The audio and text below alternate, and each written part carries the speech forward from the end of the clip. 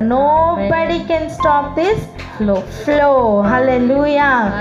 Hallelujah. వెళ్దాం రండి. సామెతలు 16వ అధ్యాయం 20వ వచనం చదువుదాం. 20 సామెతలు 16వ అధ్యాయం 20వ వచనం. స్తోత్రం. ఉపదేశమునకు చెవియొగ్గువాడు మేలునందును, యెహోవాను ఆశ్రయించువాడు ధన్యుడు. ఏంటంట? ఉపదేశమునకు చెవియొగ్గువాడు ఏం పొందుతాడు? మేలు పొందుతాడు. హల్లెలూయా. అదే ఆయనే ఈ మాట చెప్తున్నారనుకోండి, నా మాట ఆలకించుడి అని చెప్తున్నారనుకోండి, దేవాది దేవుడు తన వాక్కును పంపించి నా మాట వినండి అని చెప్పి ఆయన ఒక విషయాన్ని కనుక చెప్తే అది ఇంకెంత శ్రద్ధగా వినాలి. ఆమేన్. ఇంకా ఎంత మేలుకరమైన మాట ఉంటున్నది, ఇంకా ఎంత మేలుకరమైన ఉపదేశం అయి ఉంటున్నది, ఎంత మేలుకరమైన విషయమును గురించి ఆయన చెప్తారు. ఎందుకంటే దేవుని యొక్క మాట, ఆ మాట నోటి నుండి వస్తున్న ప్రతి మాట వలన మనిషి బ్రతుకుతున్నాడట. మనిషి రొట్టె వలన కాదు కానీ దేని వలన బ్రతుకుతున్నాడు? దేవుని నోటి నుండి వస్తున్న ప్రతి మాట వలన బ్రతుకుతున్నాడు. ఆ మాట, అటువంటి మాటకి చెవియొగ్గువాడు ఖచ్చితంగా మేలు పొందుతాడు. మీకు అనిపించవచ్చు, అదేంటి ఆయన మాట వినడం అంత శ్రేష్టమా, లేకపోతే అందరూ వింటారు కదా అనిపించవచ్చు. లేదండి, ఆయన అనుగ్రహం లేకుండా, ఆయన చిత్తం లేకుండా ఎవరికి ఆయన మాట చెవిన పడదు. ఆయన చిత్తం లేకుండా ఎవరికి కూడా ఆయన మాట గ్రహింపులోనికి రాదు. ఆయన చిత్తం లేకుండా ఎవరికి జీవపు వెలుగైన మాటలు దొరకవు. ఆయన ఉద్దేశంలో, ప్రణాళికలో లేకుండా ఆ మాట చెవిని పడదు, గ్రహింపుకు రాదు. ఒకవేళ వచ్చినా సరే, ఇంటికి వచ్చిన వారికి తలుపులు మూసివేస్తాం చూడండి, చాలాసార్లు తెరవం. అలా చెవులు ఆ మాటలను వివేచింపవు, గ్రహింపవు. విన్నామా, ఇది ఎప్పుడు విన్నాం అనిపిస్తున్న సందర్భాలు అనేకములు ఉంటాయి చూడండి, అటువంటివి. అంతేనా? కొంతమందికి ఆ మాటలు కూడా వినిపింప చెయ్యరు దేవుడు. ఇవంతా ఎందుకు ఇలా అంటే, అందుకే కృపలో ఆయన మాట, ఆయన ఉపదేశం ఈరోజు చెవులో పడుతుందా? నువ్వు ఈరోజు ఆయన మాట వింటున్నావా? అయితే దానిని బట్టి ఆలోచన చెయ్యి. ఆ మాట నీ హృదయంలో పని చేయాలి. హల్లెలూయా. ఇక్కడనే ఆగి ఒకసారి ప్రార్థన చేద్దాం. ఎవరైనా ప్రార్థన అనుకోండి. మహోన్నతుడ, పరిశుద్ధుడ, ప్రభా, స్తుతి, స్తోత్రం, స్తోత్రం, స్తోత్రమయ్యా. అవున తండ్రి, ఉపదేశమునకు చెవియొగ్గువాడు మేలునందును అని చెప్పిన ప్రభా, మీకే స్తోత్రములు తండ్రి. నాయన నా తండ్రి, మిమ్మల్ని ఆశ్రయించేవాడు ధన్యుడు అని పలికిన ప్రభా, మీకు వందనాలు, స్తోత్రములు. అవునయ్యా, ప్రతి ఒక్కరము నా తండ్రి ప్రభా, మీ ఉపదేశానికి చెవియొగ్గేవారుగా మేము ఉండాలి. నాయన నా తండ్రి ప్రభా, నాయన మీరే ఒక మాట చెప్తున్నప్పుడు మేము ఎంతో శ్రద్ధగా వినాలి ప్రభా, మీకు స్తోత్రములు. నాయన మీరు పలుకుతున్న ఆ మాట, మీరు చెప్తున్న ఆ మాటలు నాయన నా తండ్రి ఎంతో మేలుకరమై ఉంటాయని, ఎంతో మేలుకరమైన ఉపదేశం అని ఉంటుందని మీరు మాట్లాడిన ప్రభా, మీకు వందనాలు. వందనాలు, స్తోత్రములు. ఆయన మీరు ఒక మాట సెలవిస్తున్నారు అంటే ఆయన నా తండ్రి ప్రతి ఒక్కరూ నా తండ్రి ప్రభా నీ మాట వలన నోటి నుంచి వస్తున్న ప్రతి మాట వల్లనే బ్రతుకుతున్నారు నా తండ్రి. మీకు వందనాలు, స్తోత్రములు. ఆయన ఖచ్చితంగా మేము మేలే పొందుకుంటాము కనుక మీకు స్తోత్రములయ్యా. ఆయన మీ మాట వినడమే శ్రేష్టము నా తండ్రి. ఆయన మీ అనుగ్రహం లేకుండా మీ మాట మా చెవులను పడదని ఆయన ఉదయ కాలంలో చెప్తున్న ప్రభావం మీకు స్తోత్రం. అవునయ్యా, మీ అనుగ్రహం ఉన్నది కనుకనే నా తండ్రి ఉదయకాల సమయంలో మేము నీ మాటలు వినుటకు మీ కృపనిచ్చారు. వందనాలు నాయనా నా తండ్రి. మీకు స్తోత్రములు. మీ చిత్తం లేకుండా మీ మాటలు మాకు గ్రహింపులోనికి రాదని, మీ జీవపు వెలుగైన మాటలు మాకు దొరకవని ఆయన నా తండ్రి ప్రభ ఏర్పాటులో ఉన్న వారికినే చెవిని పడతాయని, ఒకవేళ అవి పడినప్పటికీ మీ చెవి గ్రహింపలేక వివేచింపలేక ఎలాగనైతే తలుపులు మూసివేయబడతాయో అలాగున చెవులకు నా తండ్రి వివేచన లేకుండా అయిపోతుందని చెప్పిన ప్రభా స్తోత్రములు. ఆయన మరి కొందరికైతే ఆ మాటలు చేయనేరని చెప్పిన ప్రభా ఆయన మీకు వందనాలు తండ్రి. నీ కృపలో ఈ దినమున ఈ క్షణమున నీ మాటలు వినేటకు కృపనిచ్చారు. వందనాలు. మా యొక్క హృదయంలో నా తండ్రి ప్రభా నీ మాట కంప్లీట్ గా పని చేయనట్లు శక్తిని పొందుకునే కృపనిమ్మని యేసు నామములో అడుగుచున్నాము తండ్రి. ఆమేన్. హల్లెలూయా. వెళ్దాం రండి. జకర్యా గ్రంథం 3వ అధ్యాయం 8వ వచనం చదువుకుందాం. 8వ వచనం. జకర్యా గ్రంథం 3వ అధ్యాయం స్తోత్రం 8వ వచనం అక్క. అవునరా. 8వ వచనం. ప్రధాన యాజకుడైన యెహోషువ నీ ఎదుట కూర్చుండు నీ సహకారులు సూచనలుగా ఉన్నారు. నీవును వారును నా మాట ఆలకింపవలెను. ఏదనగా చిగురు అను నా సేవకుని నేను రప్పింపబోచున్నాను. హల్లెలూయా. హల్లెలూయా.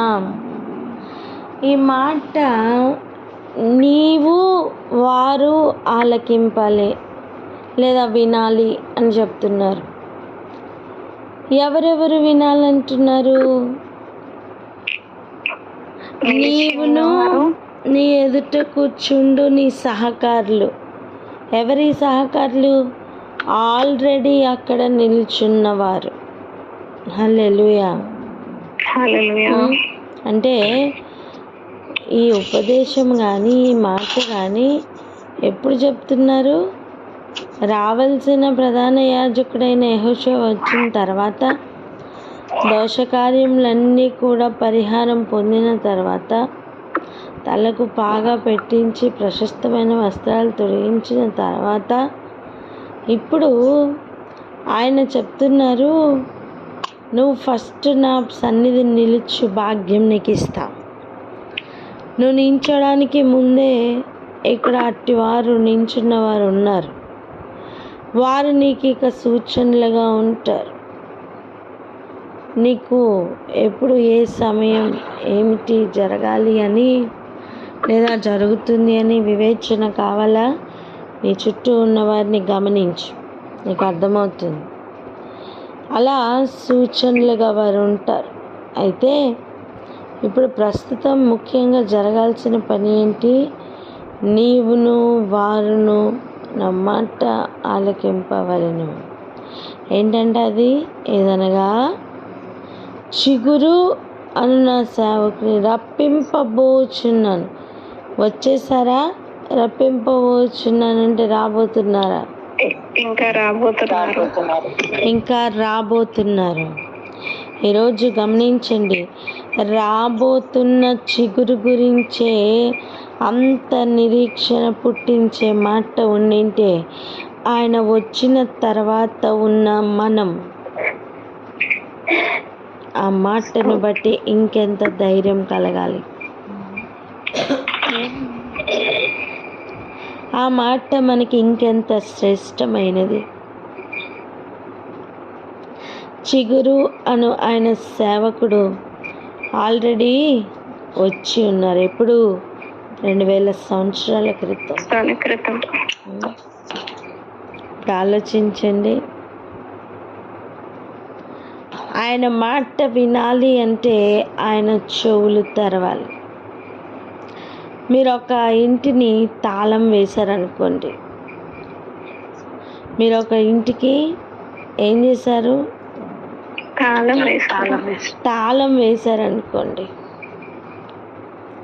ఆ ఇంటి లోపలికి ఏమైనా ఇక పెట్టడానికి అవుతుందా?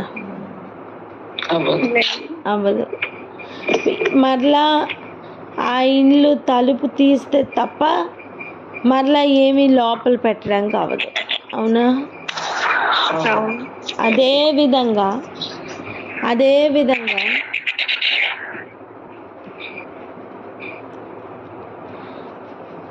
వారి చెవులను మందపరిచి వారి హృదయాలను క్రొవ్వ చేసి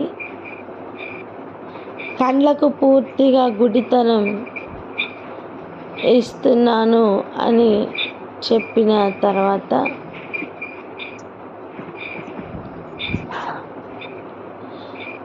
ఎవరు వినలేరు, ఎవరికి అర్థం కాదు.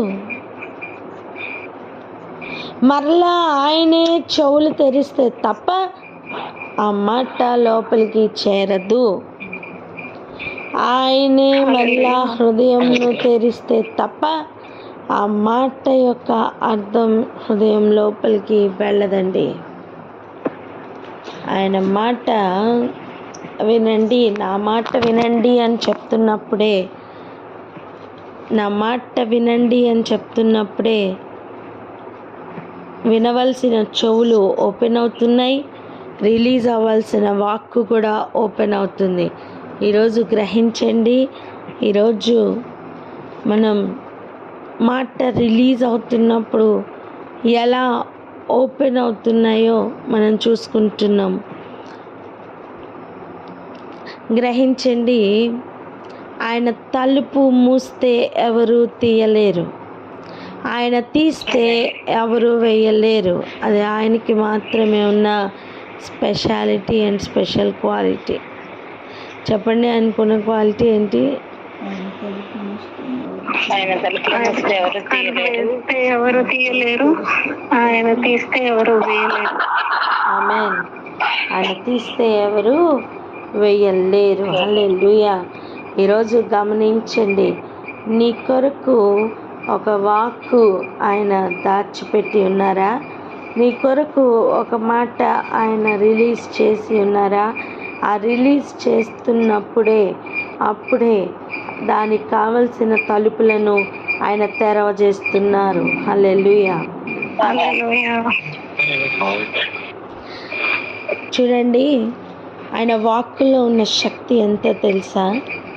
వెలుగు కలుగును గాక అని చెప్తున్న సమయం, వెలుగు వచ్చే అవకాశమే లేకుండా మొత్తం అగాధము చీకటి కమ్మి ఉన్న సమయంలో కూడా ఆయన గనక వెలుగు కలుగును గాక అంటే ఆ వెలుగు రావాల్సిన తలుపులు ఎవరు మూయలేరు. ఆయన మాట పలుకుతున్నప్పుడే తలుపులు తెరవబడతాయి. ఆయన మాట పలుకుతున్నప్పుడే తాళాలు విప్పబడతాయి. హల్లెలూయా. ఈరోజు గ్రహించండి, ఎన్నిసార్లు నీ తలుపులు మూయబడ్డాయి. ఎవరి వలన? మన అవిధేయత వలననే కదా. ఇక ఆయనను వేడుకుందాం, అయ్యా మీరు చెప్పినట్టు నేను వింటాను, నేను నిలబడతానయ్యా అని చెప్పి ఆయన మాట ఆలకించడానికి హృదయాన్ని తెరుద్దాం. మన హృదయాలను తెరుచుకుందాం, మన చెవులను లగ్నపరుచుకుందాం. అప్పుడు జరుగుతున్న కార్యం ఏంటో తెలుసా? ఇదిగో, ఎంత చీకటి కమ్మి ఉన్నా ఆయన వెలుగు కలుగును కాక అంటే అది వచ్చి తీరుతుంది అంతే. ఇదెంత సత్యమో మన జీవితాలు ఎలాంటి పరిస్థితుల్లో ఉన్నా, ఎంత చీకట్లోకి వెళ్ళిపోయినా ఆయన ఒక్క పలుకు, ఆయన ఒక్క మాట పలుకుతున్నప్పుడే ఆ డోర్స్ అన్నీ ఓపెన్ అయిపోతాయి, ఆ చెవులన్నీ ఓపెన్ అయిపోతాయి, ఆ హృదయం అంతా కూడా మందపు స్థితి అంతా ఖాళీ అయిపోతుంది. ఆయన అప్పుడు కూడా చెప్తున్న మాట, నా చిగురును రప్పించుచున్నాను. ఈవెన్ యెషయా గ్రంథం 6వ అధ్యాయంలోనే ఇదంతా రాశారు. ఆయన మందిరంలో మీటింగ్ అవుతున్నప్పుడు ఆయన యెషయాని పిలిచి యెషయాతో చెప్తున్నారు, ఏమని, నువ్వు ఎవరు వెళ్తారో, ఎవరు వెళ్ళి ప్రకటిస్తారు, నేనున్నాను ప్రభా అంటున్నప్పుడు ఏమని ప్రకటించమని చెప్పారు? ఈ ప్రజల చెవులు మూయించమని, ఈ చెవులు మూయించమని, కండ్లు మూయించమని చెప్పారు. ఆయన మూస్తే తెరవగలిగిన వారు ఎవరు? మనకు అనిపించవచ్చు చాలాసార్లు, అయ్యా ఎందుకు ఇంత శ్రేష్టమైన ఉపదేశం అర్థం కావట్లేదు, ఎందుకు అందరి చెవుల్లోనికి వెళ్ళట్లేదు, ఆయన వాక్యం ఎందుకు అందరికీ గ్రహింపులోనికి రావట్లేదు? దేవుడు అనుమతించకుండా వెలుగు రాదు. దేవుడు అనుమతించకుండా చిగురుని గురించిన వాక్కు రిలీజ్ అవ్వదు. ఒకవేళ ఆయన మాట కనుక నీ చెవున పడుతుందా, నువ్వు నమ్ము, అది నెరవేర్చబడడానికి కావలసిన స్పేస్ ఆయన అది పలుకుతున్నప్పుడే చేస్తున్నారు. దానిని ఎవరు ఆపలేరు. నీ కొరకు రాసి ఉంచిన గ్రంథపు చుట్టలో రాసి ఉంచిన మాట, ఆయన పలికిన మాట, నీ కొరకు చేసిన వాగ్దానం, ఆయన కలిగి ఉన్న ప్రణాళిక, మధ్యలో ఏ ఆటంకము ఆపలేదు. హల్లెలూయా, హల్లెలూయా. ఈరోజు క్లెయిమ్ చేస్తావా? ప్రతి ఒక్కరు వారి వారి జీవితంలో క్లెయిమ్ చేయండి. ఏ ఒక్కరు ప్రార్థన చేయకుండా మానద్దు. ప్రతి ఒక్కరూ క్లెయిమ్ చేయండి. ఏమనంటే, అయ్యా ఆ చిగురు నాలో నుంచి పుట్టును కాక అని. హల్లెలూయా. చిగురు పుట్టాలంటే జీవితం మొద్దులాగా మారాలి.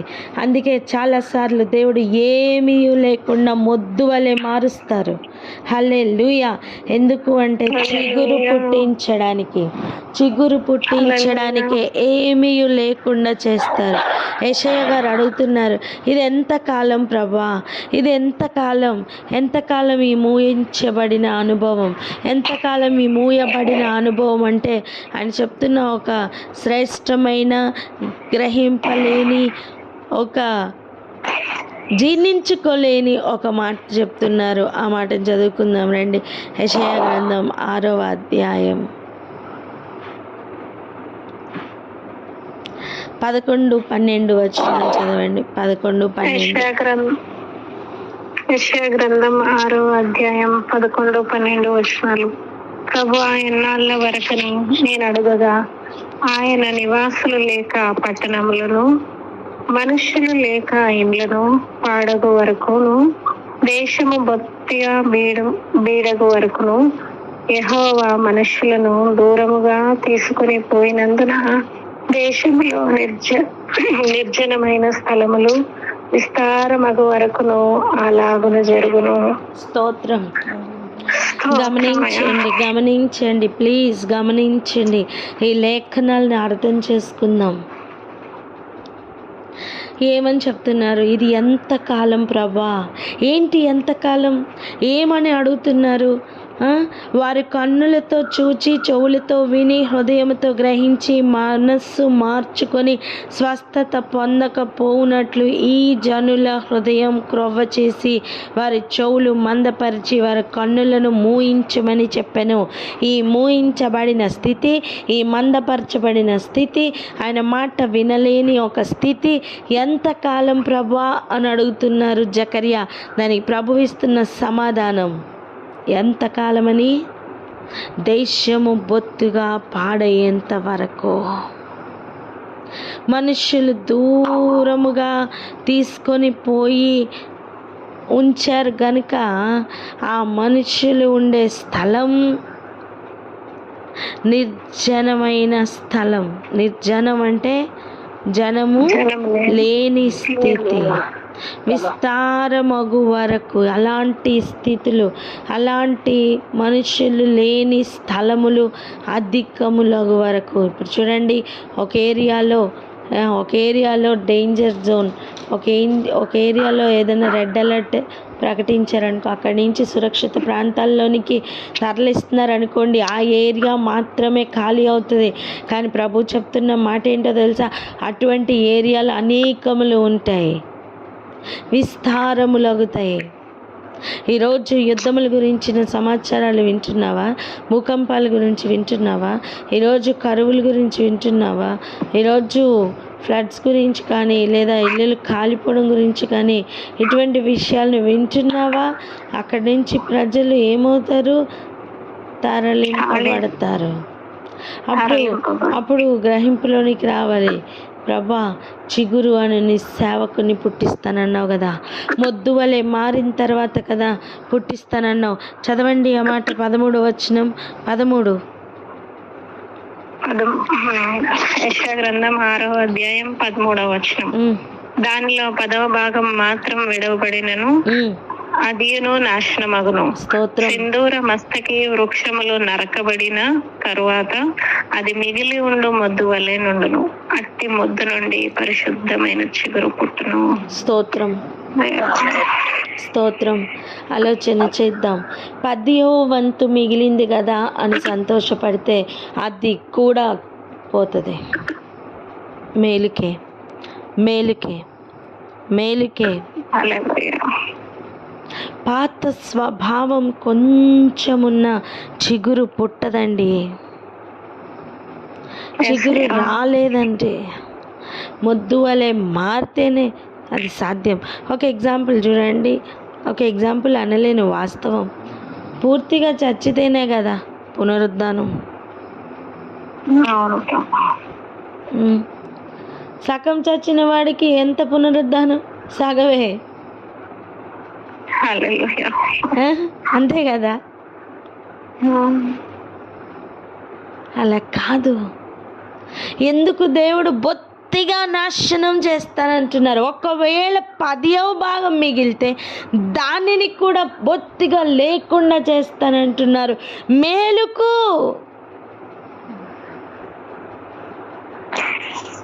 ఈరోజు ఆయన ఉపదేశం నీ చెవును పడుతుందా? అయితే మేలు కలుగుతుంది. ఆయన ఉద్దేశం మేలుకరమైన ఉద్దేశం అని అర్థమవుతుంది. ఎందుకిలా అనే ప్రశ్నలు ఎవరినైనా వెంటాడుతున్నాయా? ఈరోజు సమాధానం పొందుకో. మొద్దు వలె మారుతున్న ఒకరి జీవితం, అయితే చిగురు కోసం అది వెయిటింగ్. హల్లెలూయా. దేవుడే అనుమతిస్తున్నారు. ఒకవేళ 10% మిగిలితే, ఈరోజు కఠినమైన మాటే కానీ ఆలోచించండి, అది కూడా వెళ్ళిపోతుంది, అది కూడా తొలగింపబడుతుంది. కారణం ఒక్కటే, ఆ మొద్దు వలె మారిన ఆ ఏరియా నుండి ఆయన చిగురును పుట్టించాలని ఆశ. ఓ హల్లెలూయా. అదే మాటను మరలా ఎత్తి ఆ బబులోను దేశంలో ఉన్న ఆ కుడి పార్శ్వమున నించుని మన మీద అపవాదములు మోపుతున్న వాడైన అపవాది సాతాను కుడి పార్శ్వమున నించుని యెహోషువ గురించి మాట్లాడుతుంటే ప్రభు వారితో చెప్తున్న మాట, నిర్దోషములను నేను పరిహరిస్తాను. ఇదిగో నువ్వు ఇక్కడ నిల్చున్న వారి వల్ల నువ్వు నించుంటావు, వీరు నీకు సూచనలుగా ఉంటారు. కానీ నేను చెప్తున్న మాట ఏంటో తెలుసా? చిగురు అను నా సేవకుని రప్పింపబోచున్నాను. ఇప్పుడు చెప్పండి, ఆయనతో చెప్తున్నప్పుడు దాని అర్థమేంటి? చిగురు అను సేవకుడు రావాలి అంటే ఏం జరగాలి? మొత్తం మొద్దు వలె మారాలి. ఉన్నదంతా మొద్దు వలె తీసివేయబడాలి. ఒకవేళ 10వ భాగం మిగిలింది, అది కూడా కొట్టివేయబడాలి. అంతగా ప్రభు ఎలో చేస్తున్నారు. ఎందుకు అంటే మేలు కలుగుటకు. హల్లెలూయా. ఆయన చిత్తానుసారంగా నడిపిస్తున్న ఒక జీవితం మొద్దు వలె కనిపిస్తుంది. మనుషులకు అది వింతగా ఉండొచ్చు, మనుషులకు అది వెటకారంగా ఉండవచ్చు, కానీ ప్రభువు చిత్తంలో అందులో నుంచి రాబోతున్న ఆ చిగురు యొక్క వాక్కు, ఆ వాక్కును బట్టే ఇప్పుడున్న మొద్దు కనిపిస్తుందా? నిరీక్షణ అధికం అవ్వాలి. ఆమెన్. గ్రహించిన వారు పొందుకొందురుగాక. ఆమేన్. కమాన్, ప్రార్థనలు చేద్దాం. ప్రార్థన చేసేటప్పుడు ప్రతి ఒక్కరు కూడా ప్రేయర్ పాయింట్ ఏమి ఇస్తున్నారో దాన్ని విని ఆ ప్రార్థన చేయండి.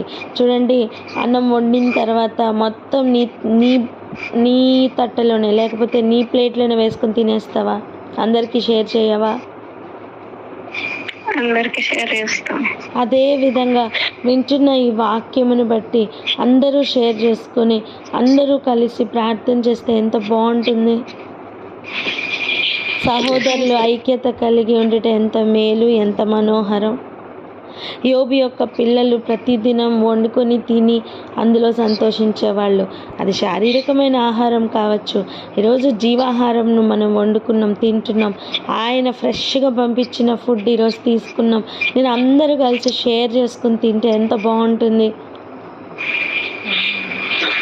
ఇచ్చిన పాయింట్ని తింటే ఎంత బాగుంటుంది. ప్రార్థన చేస్తే ఎంత బాగుంటుంది. నీకు పెట్టినా సరే పక్కోడి దాంట్లో తింటున్నావు అనుకో, ఎలా ఉంటుంది? సేమ్ ఎగ్జాక్ట్గా నీకు ఇవ్వని పాయింట్ చేస్తే కూడా పక్కోడి దాంట్లో తీసుకుని తింటున్నది అంత సమానమే. చక్కగా ఇచ్చింది ఒక్క మెతుకు కూడా మిగలకుండా మొత్తం తింటే ఆ టేస్ట్ని అలా జుర్రుకుంటే ఎంత బాగుంటుందండి అసలు.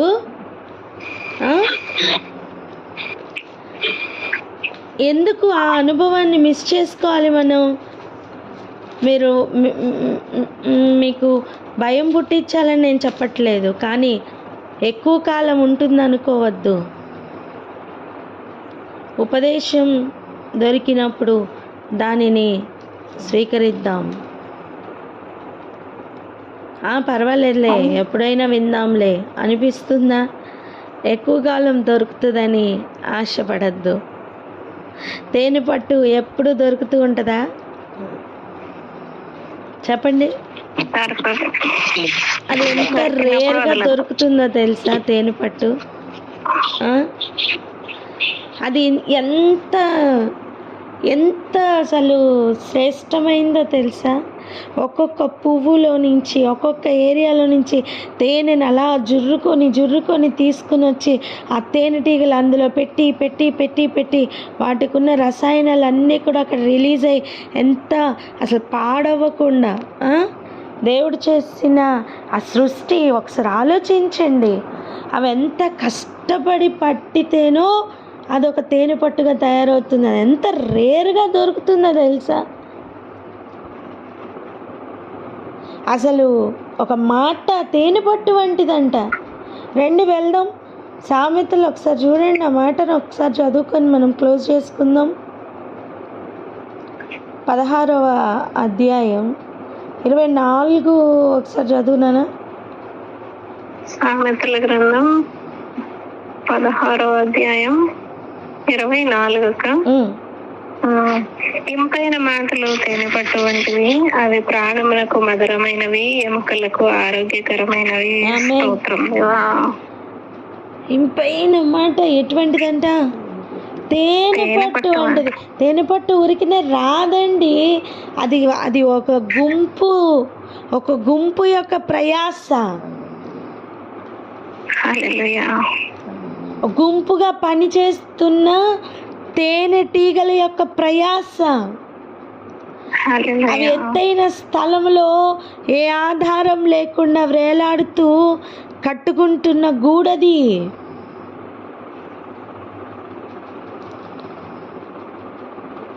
ఒక ఇంపైన మాట అంత శ్రేష్టమైన తేనె పట్టు లాంటిది. అది దొరికిందా? విడిచిపెట్టుకోవద్దు. ప్రతి మాటని కూడా రిసీవ్ చేసుకుందాం. ఎంతమందికి అర్థమైంది? అర్థమైందక్క. హల్లెలూయా. ప్రార్థన చేసుకుందామా? అక్క పాయింట్స్ ఇచ్చేటప్పుడు మనం ప్రార్థన పూర్వకంగా వాటిని రిసీవ్ చేసుకుంటూ ప్రార్థించుకుందాం అక్క.